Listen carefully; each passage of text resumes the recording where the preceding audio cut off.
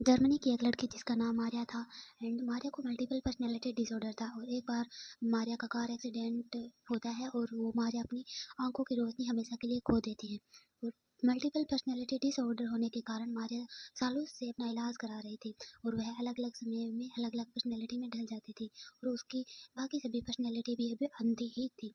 अब अचानक मारिया एक दिन थेरेपी सेशन के लिए जाती है एंड थेरेपी सेशन के दौरान एक हैरान करने वाली घटना घटी।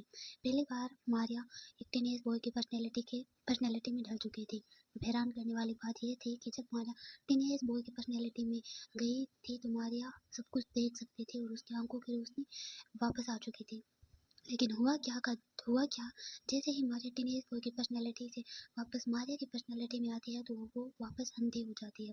और तब डॉक्टर इस चीज़ को देखकर बहुत ज़्यादा हैरान हो चुके थे और डॉक्टरों को लगा मारिया शायद एक्टिंग कर रही है।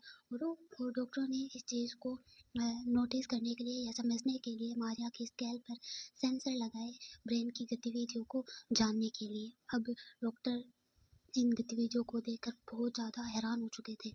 अब डॉक्टरों ने रिपोर्ट्स में ये पाया कि जब मारिया टीनेज बॉय बनती है या टीनेज बॉय की पर्सनैलिटी में डलती है तो उसके दिमाग में विजुअल सेंटर देखने वाले हिस्से पूरी तरह से काम कर रहे थे। लेकिन जब वह कोई दूसरी पर्सनैलिटी बनती थी तब उसके विजुअल सेंटर कोई रिस्पॉन्ड नहीं दे रहे थे।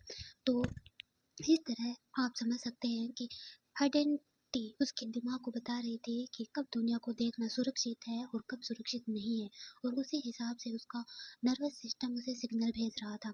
तो एंड में रिजल्ट ये निकलता है कि रियलिटी में हम क्या देखते हैं ये हमारा नर्वस सिस्टम ही तय करता है और कि हम दुनिया में कैसे जीते हैं और ये इस बात पर निर्भर करता है कि हमारा शरीर कितना सेफ महसूस करता है। तो क्या आपको ये मेडिकल मिस्ट्री पसंद आई? कमेंट कर